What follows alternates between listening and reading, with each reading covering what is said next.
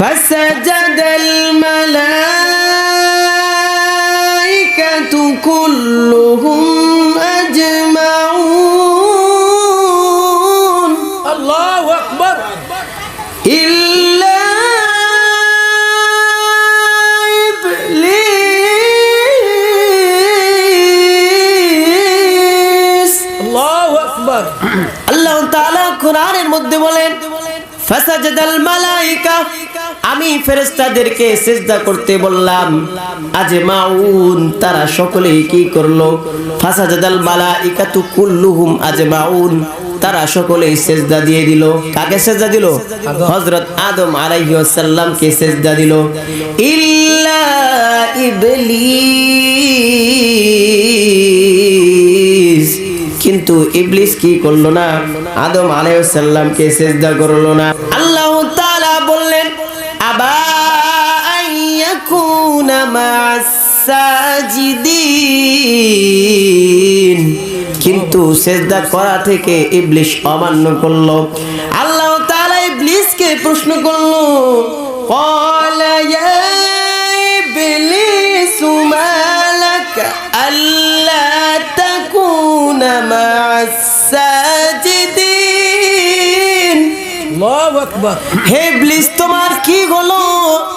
তুমি কেন সিজদাকারীদের সাথে সিজদা করলে না? ব্যাপার কি? তুমি কেন সিজদাকারীদের সাথে সিজদা করলে না? তখন আল্লাহ রাব্বুল আলামিনকে ইবলিস বলে, ক্বালা লাম আকুল লিআসজুদা লিবাশারিন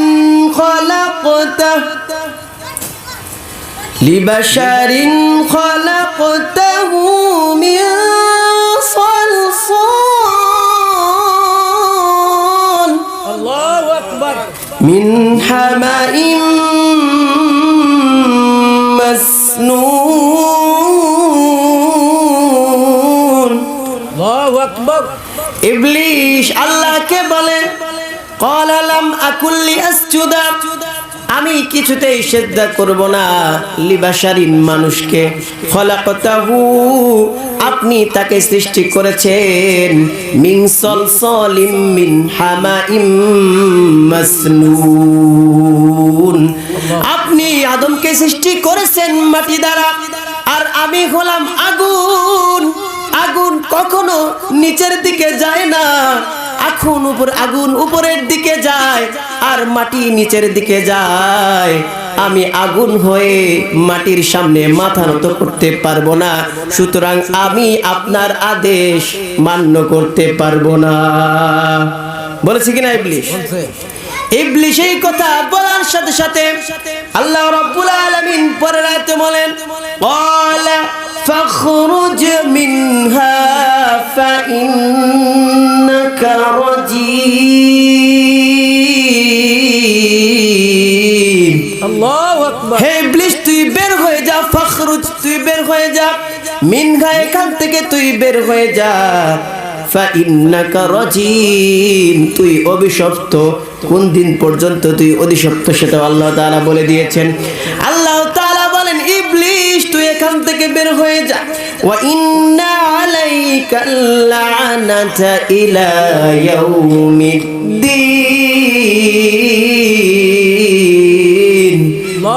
আল্লাহ তাআলা বলেন, তোর উপর অভিশাপ, ইলা ইয়াউমিদ্দিন, কিয়ামতের দিন পর্যন্ত তোর উপর অভিশাপ। কোন দিন পর্যন্ত? কিয়ামতের দিন পর্যন্ত তোর উপর অভিশাপ। তুই আমার হুকুম অমান্য করেছিস, তোর উপর অভিশাপ, তুই আমার এখান থেকে বের হয়ে যা, কিয়ামতের দিন পর্যন্ত তোর উপর অভিশাপ। ইবলিস কয়টা হুকুম আল্লাহর, ইবলিস আল্লাহ তাআলার কয়টা হুকুম অমান্য করেছিল বলেন? কয়টা? একটা, জাস্ট একটা। ইবলিস সারা জীবন আল্লাহ তাআলার ইবাদত বন্দেগী করেছে, এমনকি এত ইবাদত করেছে যে আল্লাহ রাব্বুল আলামিন তাকে ফেরেশতাদের সরদার বানিয়ে দিয়েছেন। চিন্তা করে দেখুন, এত ইবাদত করার পরেও, এত কিছু করার পর, ফেরেশতাদের সরদার হওয়ার পরেও একটা হুকুম অমান্য করার কারণে আল্লাহ তাআলা ইবলিশকে বলেছে ফাখরুজ মিনহা ফাইন্নাকা রাজিম, তুমি এইখান থেকে বের হয়ে যাও, তুমি কিয়ামতের দিন পর্যন্ত অভিশপ্ত। চিন্তা করে দেখুন, আমি আর আপনি কত হুকুম অমান্য করতেছি, ঠিক কিনা? আমি আর আপনি আল্লাহ তাআলার কত হুকুম অমান্য করতেছি, কত নাফরমানি করতেছি। আল্লাহ তাআলা যে হালাল পথে চলতে বলেছেন সেই হালাল পথে আমরা চলি না। আল্লাহ তাআলা এত দয়াবান, আল্লাহ তাআলার দয়ার স্বীকৃতি আমরা দেই না, বরঞ্চ একটু কষ্ট পেলেই আল্লাহ তাআলার নাফরমানি শুরু করে দেই। অনেকে আমরা আল্লাহকে গালিও দেই, বলি আল্লাহ শুধু আমাকে পাইছে আর কাউকে আল্লাহ পায় নাই। খবরদার, না না, আল্লাহ তাআলা তোমাকে ভালোবাসে বিদায় এই কারণে আল্লাহ তাআলা তোমাকে একটু পরীক্ষা করতেছে। আপনি আপনার বন্ধুকে কি পরীক্ষা করেন না? আল্লাহ তাআলা তার বন্ধুদেরকে কি পরীক্ষা করেন নাই? ইব্রাহিম খলিলুল্লাহ আল্লাহ তাআলার বন্ধু ছিল কিনা? তাকে আল্লাহ তাআলা পরীক্ষা করছেন কিনা? আল্লাহ তাআলা তাকে আগুনে ফেলেও পরীক্ষা করেছেন, শেষ মুহূর্ত পর্যন্ত আগুনে ফেলা হয়েছে। তারপরে আল্লাহ তাআলা আগুনকে বলেছেন উলনা ইয়া নারু কুনি বারদান ওয়া সালামান আলা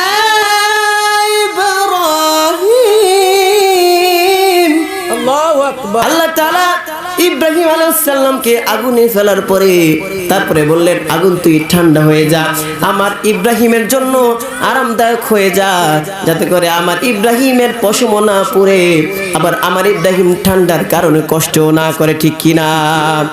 শুধু তাই নয়, আবার নিজের কলিজার টুকরা ইসমাইলকে আল্লাহ তাআলা জবাই দেওয়ার মাধ্যমে পরীক্ষা করেছিলেন কিনা? নিজের খলিলুল্লাহকে আল্লাহ রাব্বুল আলামিন এইভাবে পরীক্ষা করেছিলেন। আমাদের নবীও কম কষ্ট করে নাই। কাফেররা নবীকে কত ধরনের প্রলোভন দেখিয়েছে, বলছে তুমি যদি মক্কার মধ্যে তোমার ধর্মের দাওয়াত দেওয়া ছেড়ে দাও তাহলে মক্কার সবথেকে সুন্দর রমণী তোমাকে আমরা উপহার দেব। তুমি যদি মক্কার মধ্যে দ্বীনের দাওয়াত দেওয়া ছেড়ে দাও তাহলে তোমাকে আমরা অর্থ সম্পদ দিয়ে বিশাল বড় অট্টালিকার মালিক করে দিব, তোমাকে আমাদের দলের নেতা বানিয়ে দেব। কিন্তু আমাদের নবীজি বলেছেন লাকুম দীনুকুম ওয়ালিয়াদিন, তোমার ধর্ম তোমার কাছে আর আমার ধর্ম আমার কাছে, ঠিক কিনা?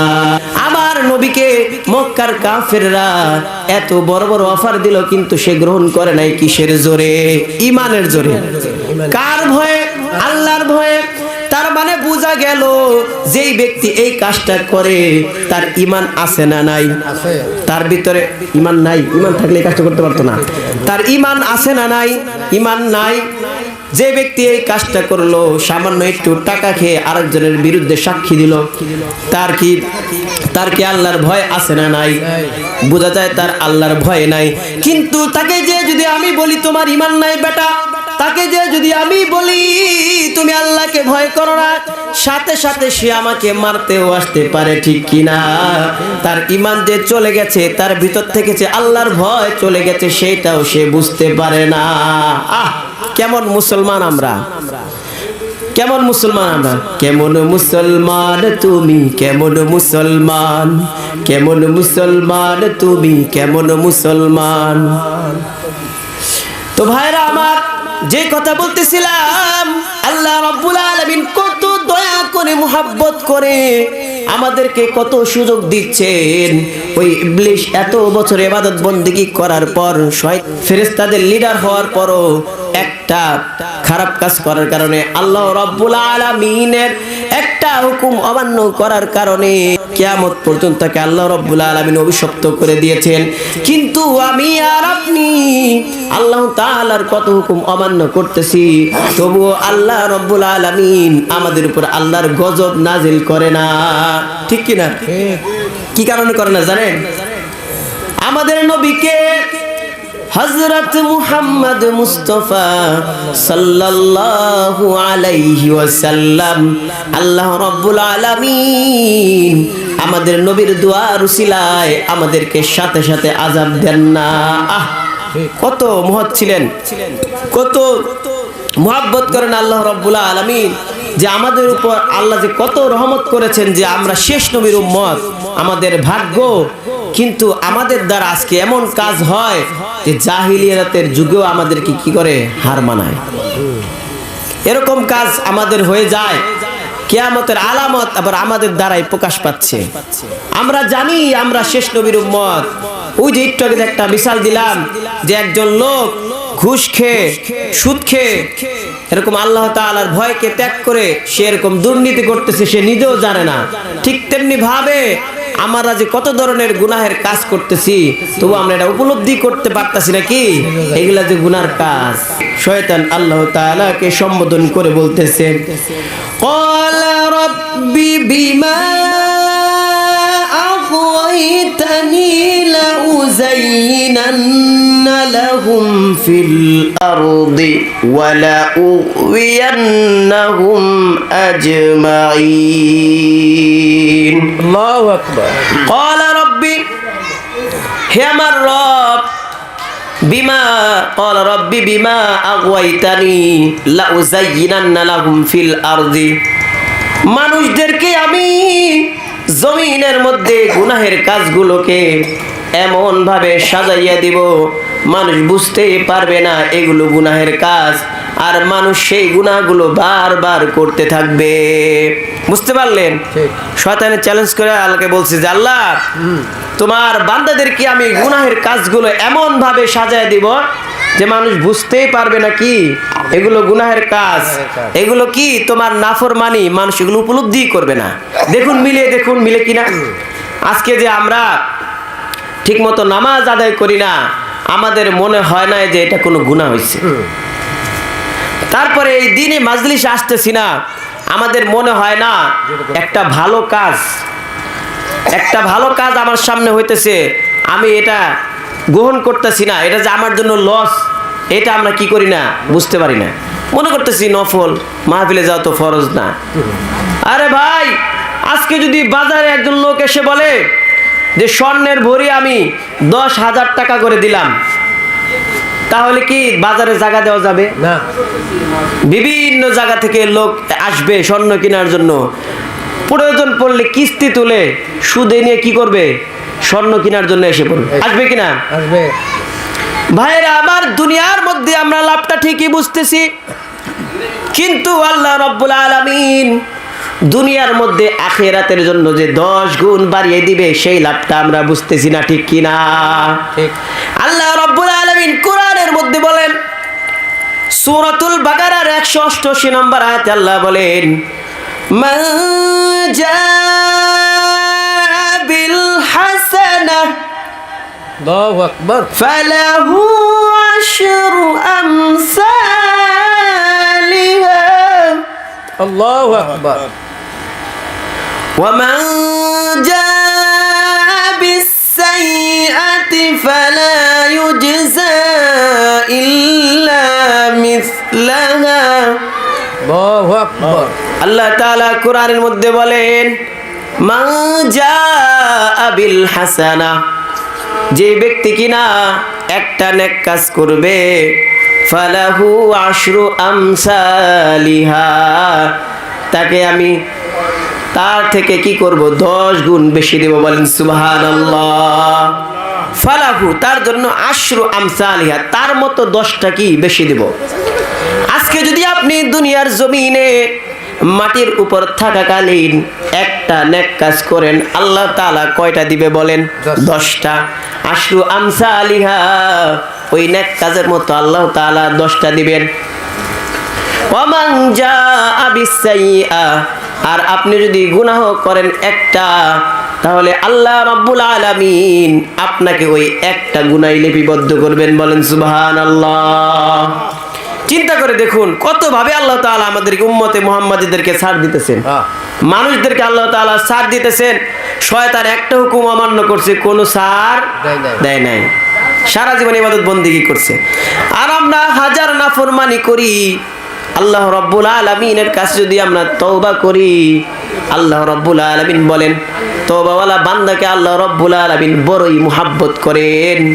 আল্লাহ রাব্বুল আলামিন যখন কোনো বান্দা তওবা করে, আসমান থেকে আল্লাহ তাআলা বলেন ওই বান্দাটাকে দেখে আমার খুবই ভালো লাগে।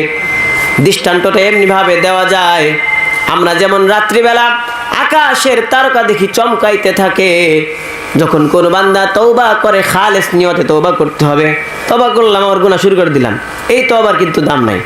খালেস নিয়তে তওবা করে তখন আল্লাহ তাআলা বলেন সে যেন নিষ্পাপ মায়ের গর্ভ থেকে আজই বের হলো, বলেন সুবহানাল্লাহ। দেখুন আমরা আজকে তওবা করব এটাও অনেকে ভাবতে পারি না। আরে তওবা করব কিভাবে, গুনাহই তো মনে করি না, গুনাহ যে করছি এটা তো মনেই করি না, তওবা করব কিভাবে? তওবা করার জন্য তো মনের ভিতরে একটা ব্যথা থাকতে হবে, না আমি গুনাহটা করছি, এটা আমার ঠিক হয় না, অনুশোচনা করতে হবে। ভাইরা আমার, আল্লাহ তাআলা কোরআনের মধ্যে বলেছেন মান জা আবিল হাসানাতি ফালাহু আশরু আমসালিহা, যে ব্যক্তি একটা নেক কাজ করবে তাকে আমি 10 গুণ পরিমাণ নেকের সওয়াব দেব, বলেন সুবহানাল্লাহ। আর যে ব্যক্তি একটা গুনাহ করবে তাকে আমি একটাই গুনাহ দেব, বলেন সুবহানাল্লাহ। কথাটা এইভাবে বলা যায়, যদি কোনো ব্যক্তি, হাদিসের মধ্যে আসছে, যদি কোনো ব্যক্তি একটা গুনাহ করার জন্য নিয়ত করে, ফেরেশতাদেরকে আল্লাহ তাআলা বলে রেখেছেন খবরদার আমার বান্দা যদি একটা গুনার নিয়ত করে সাথে সাথে গুনাহ লিখবা না। আল্লাহু আকবার। কিন্তু এই ফেরেশতা যদি আমার বান্দা একটা ভালো কাজের নিয়ত করে সাথে সাথে তাকে নেকি লিখে দিবা, বলেন সুবহানাল্লাহ। আর যদি আমার বান্দা গুনাহ করেই ফেলে তাহলে তার জন্য গুনাহ লিখবা একটা, কয়টা? একটা। আর যদি আমার বান্দা নেকের কাজ, নেকের নিয়ত করছে সব তো পাইছেই, তার মানে আবার নেক কাজ করলে সব কমায় দেব এমনটা না, নেকের কাজ যখন করবে তখন তাকে 10 গুণ বাড়াইয়া সওয়াব দিও, বলেন সুবহানাল্লাহ। আর ওই নেকিটাকে আল্লাহ রাব্বুল আলামিন বৃদ্ধি করতে করতে হুদ পাহাড় পরিমাণ করে দিলেন, বলেন সুবহানাল্লাহ। কত দয়াময় আমার আল্লাহ। একটা মিসাল দিলে বুঝতে পারবেন। আপনারা যে গুনাহ করার মতো সুযোগ আসার পরেও গুনাহ করবে না, একটা গুনাহ সে বাদ দেবে, তার অন্তরের মধ্যে সাদা একটা দাগ পড়বে, হাদিসের কথা। আরেকটা গুনাহ বাদ দিবে, তার অন্তরের মধ্যে সাদা আরেকটা দাগ পড়বে। এইরকম ভাবে গুনাহ বাদ দিতে দিতে তার মনের সাদা দাগ পড়তে পড়তে তার অন্তরটা এরকম মরমর সাদা পাথরের মতো হয়ে যাবে, বলেন সুবহানাল্লাহ। এক ধরনের পাথর থেকে অনেক সাদা সুন্দর, হাত দিলে দেখুন পিছলে যায়, দামি দামি পাথর আছে। একটা উদাহরণ দিচ্ছে বোঝানোর জন্য। তো অন্তরটা এরকম সাদা হয়ে যাবে, যত বড়ই ফিতনা আসুক না কেন তখন আর তাকে গ্যাস করতে পারবে না। যতই বড় গুনাহের কাজ আসুক না কেন, যতই বড় মজাদার গুনাহের কাজ আসুক না কেন, তার কাছে আর স্বাদ লাগবে না। এই জন্য ভাইরা আজও দেখবেন অনেক বড় বড় কনসার্ট হয়, গানের মজবাই হয়, কিছু লোক এমন আছে যারা সেইখানে যাইতে পারে না, যাদের সেইখানে যাইতে মনে চায় না, ঠিক কিনা? কিছু কিছু লোক এমন আছে শক্তি নাই যার কারণে বন্ধ করে দিতে পারে না, কিন্তু মনের মধ্যে ব্যথা। যদি আজকে আমার ক্ষমতা থাকতো তাহলে আমি এই বদ্দিন কাজটা হইতে দিতাম না, আছে কিনা? যদি এই চিন্তাটা মনের মধ্যে আসে তাহলে বুঝবেন আপনার ঈমান আছে। আর যদি আপনি একটা গুনাহের কাজ করেন, অন্তরের মধ্যে একটা কালো দাগ পড়ে, আবার আরেকটা গুনাহের কাজ করবেন, অন্তরের মধ্যে আরেকটা কালো দাগ পড়বে, এরকম কালো দাগ পড়তে পড়তে পুরা পাতিলা যেরকম ভাবে তলা কালা হয়ে যায়, উপর করে দেখলে বোঝা যায়, সেই রকম ভাবে কি হয়ে যাবে, কালো হয়ে যাবে অন্তর। যেই অন্তর এরকম কালো হয়ে যাবে সেই অন্তরের মধ্যে মাহফিলের আওয়াজ ভালো লাগবে না, সেই অন্তরের মধ্যে কোরআনের কথা ভালো লাগবে না, সেই অন্তরের মধ্যে হাদিসের কথা ভালো লাগবে না। তারা বলবে এত জোরে জোরে মাইক বাজে মাহফিলে, আমাদের মাহফিলের কারণে আমাদের ঘুমে ডিস্টার্ব হয়, আছে কিনা? অথচ মুসলমান, অথচ তুমি মুসলমান হয়ে কথা বলতে পারো। আমি অনেক বিধর্মী হিন্দু ভাইদেরকে দেখেছি, তারাও মাহফিল শুনতে আসে কিনা? শুনে তারা হয়তো তাদের ধর্ম মানে, কিন্তু তারা জানে আমাদের ধর্মটা অনেক ভালো। আমাদের নবীর নামে একজন হিন্দু কিন্তু নবীকে ভালোবাসি বলে একটা বই লিখেছে কিনা? কিন্তু আমি আর আপনি মুসলমান, কিন্তু নবীর মুহাব্বত বুঝি না, নবীর মূল্য বুঝি না। ভাইরা আমার যে কথা বলতেছিলাম, আল্লাহ রাব্বুল আলামিন কোরআনের মধ্যে ওয়াদা করেছেন যে মান জাআ বিল হাসানাতি ফালাহু আশরু আমসালিহা, যে ব্যক্তি একটি নেকের কাজ করবে আল্লাহ রাব্বুল আলামিন তাকে 10 গুণ বাড়িয়ে দিবেন। সুবহানাল্লাহ। এই সম্পর্কে একটা ঘটনা রয়েছে। ইসলামের চতুর্থ খলিফা হযরতে আলী রাদিয়াল্লাহু তাআলা আনহু, তার কাছে একজন দরিদ্র লোক ফকির মিসকিন এসে বলতেছে, আমি দুবেলা ভাত খেতে পারি না, আমি খুবই দরিদ্র, আপনি যদি আমাকে কিছু দান করতেন তাহলে কয় বেলা ভাত খেতে পারতাম, ভালো মতো চলতে পারতাম। হযরতে আলী রাদিয়াল্লাহু তাআলা আনহু নবীজির জামাতা ছিলেন, জানেন না? জি। নবীজির মেয়ে ফাতেমার স্বামী ছিলেন।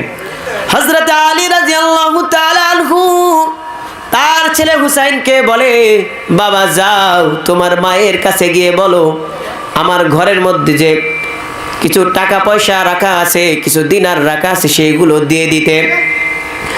হযরতে হাসান রাদিয়াল্লাহু তাআলা আনহু বাড়ি গিয়ে বললেন, আম্মি জান, বাবা আমাকে পাঠিয়েছে, ঘরের মধ্যে যে দিনার রয়েছে সেই দিনারগুলো আমাকে দিয়ে দিন, আমি বাবার কাছে গিয়ে দিব।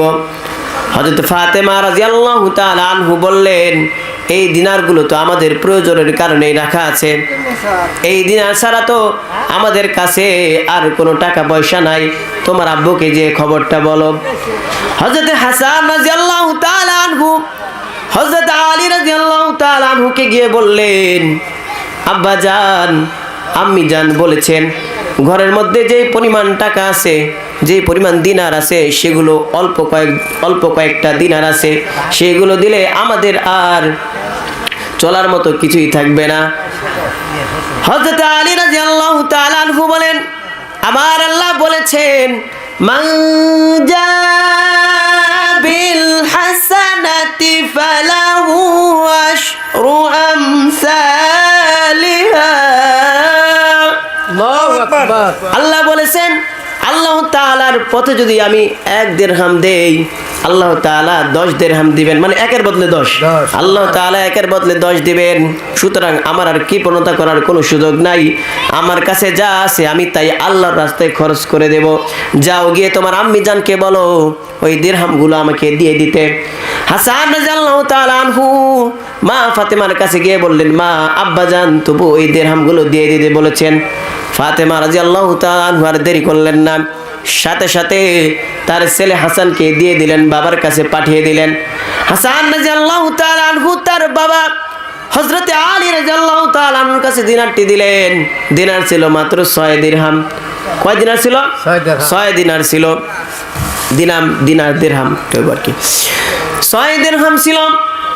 সাথে সাথে ফকিরকে বললেন, ধরো এগুলো নিয়ে যাও, যে কয়দিন পারো তুমি এগুলো নিয়ে চলো, এর বেশি আমার পক্ষে আর দেওয়া সম্ভব না, আমার কাছে আর কোনো ধরনের দিনার বা দিরহাম নাই। ফকির চলে গেল। হযরত আলী রাদিয়াল্লাহু তাআলা আনহু যে জায়গায় ছিলেন সেই জায়গা থেকে আবার বাড়ির দিকে আসতে লাগলেন। রাস্তার মধ্যে দেখা হয়ে গেল এক উটওয়ালার সাথে। কার সাথে? উটওয়ালার সাথে। উটওয়ালা বলে, ওহে ভাই আলী, তুমি কোথায় যাইতেছো? বলেন, এই তো বাড়ির দিকে যাইতেছি। বলে, তুমি আমার উটটা কিনবা নাকি? বলে, আমার কাছে কোনো টাকা পয়সা নাই, আমার কাছে কোনো টাকা পয়সা নাই, আমি কিভাবে উট খরিদ করবো, উট কিভাবে কিনবো? হযরত আলীকে সেই ব্যক্তি বলে, তুমি আমার কাছে উটটা বাকিতে কিনতে পারো। বলে, কত বাকিতে? বলে, 140 দিরহাম বাকিতে আমার কাছ থেকে উটটা নিয়ে নাও, প্রয়োজনে তুমি আমার কাছে পরে পয়সা দিয়ে দিও। হযরত আলী বলে, সমস্যা নাই, ঠিক আছে, বাকিতে যদি হয় কিনতেই পারি, নাকি পরে পয়সা দিয়ে দিব। হযরত আলী রাদিয়াল্লাহু তাআলা আনহু উটটা নিলেন, নেওয়ার পরে কিছু দূর যাইতে লাগলেন। যাইতে যাইতে একজন ব্যক্তির সাথে দেখা হইলো। সেই ব্যক্তি বলতেছে, ভাই উটটা তো আপনার অনেক সুন্দর, মাশাআল্লাহ, আমি কি আপনার কাছে উটটা কিনতে পারি কিনা? হযরত আলী রাদিয়াল্লাহু তাআলা আনহু বললেন, হ্যাঁ কিনতে পারেন। কত দিরহাম দিবেন ভাই বলেন?